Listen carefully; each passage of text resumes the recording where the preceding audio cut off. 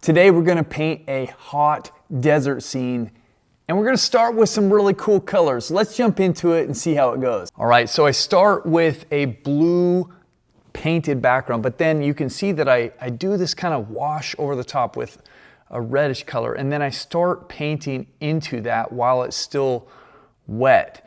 And I'm just negative shape painting. I'm carving out the big rock and the cacti, you know, that are there. And I'm just trying to establish that. But you can see how cool those colors of the background still look. And so then as I start coming in with this first pass of the shape of the light hitting those hills in the back, you know, you can start to see, okay, there's some light and the shadow is still there. Now it's really important if you're ever doing this kind of approach that you are careful about where you put paint and where you leave paint, right? Because I'm essentially shaping the shadow areas right now. I don't want to overdo with the orange, or else what will happen is that I'll cut across one of the cactus, or you know, I'll do something like that. But once I kind of get this established, like the main position of things, I'm coming back in with my real darks. That blue shadow in there wasn't the darkest that I need some of these darks to be. I want to work with a full range of values, and that's actually one of the things that I think is really helpful in creating dynamic and fully vibrant paintings, is using the full range of values.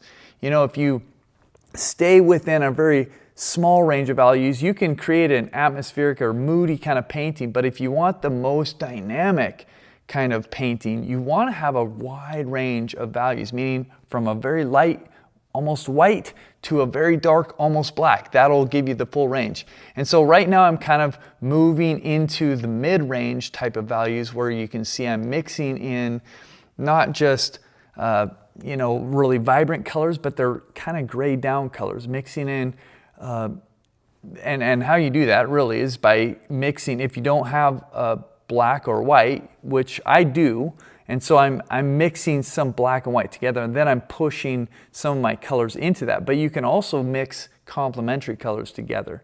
Like you can mix all of your primaries together and it will start graying those colors down. So if you want red to be more gray, you mix green into it, or yellow and blue, right?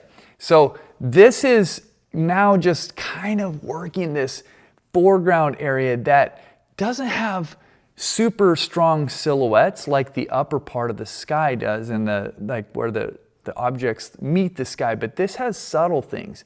And so some of these are a little bit more nuanced, little small shifts between grays that tend to be more blue, and other grays that tend to be more yellow, and other grays that tend to be more violet, and just doing little things to try to draw your eye around the image, but also reflect some of the brighter highlights and some of the more colorful areas, because you don't want to only have high saturation and color everywhere. You really want your painting to have a mix. You want some, at least for me, I'm always looking for some areas that are highly saturated, but also some areas that will help. They'll kind of contribute.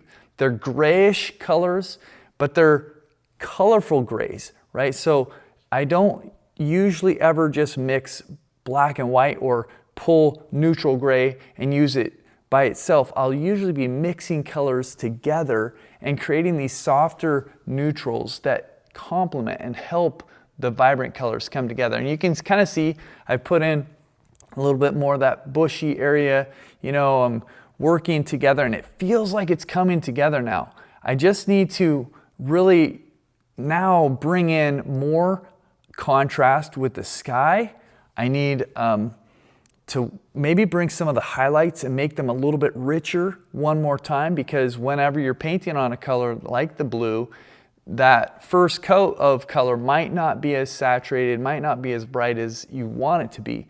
So I always anticipate doing my highlights a couple times, a couple coats on that, but you can see now it's really starting to come together. It's really starting to pull those brights toward us, and we're seeing the bright, brilliant sunlight really hit that rock back there. I mean, it's looking more and more vibrant as we go. And the thing that I start getting excited about is wait till we put in the sky. One more coat on that sky and it's really going to stand out. But there's a lot of work that you need to do in preparation for your highlights. So up until now, we put in a little bit of highlight stuff, but we've done a lot of work in the grays, in the midtones, in the shadows, and that's what makes the highlight stand out. That's what makes this the funnest part of the painting.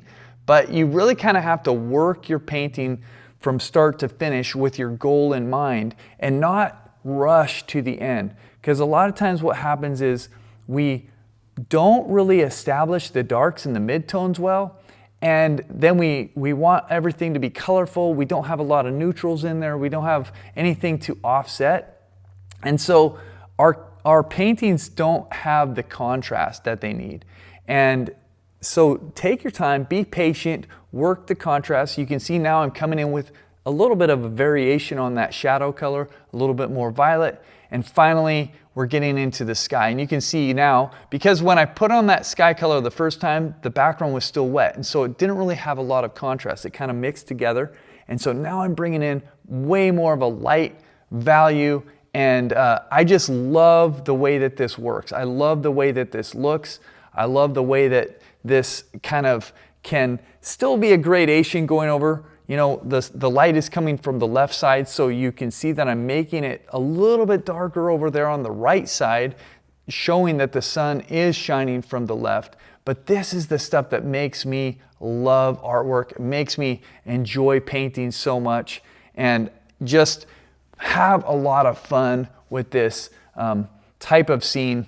I hope this was a lot of fun for you. I hope that you learned something, and I hope that you can take what you learn and really thrive in your artwork.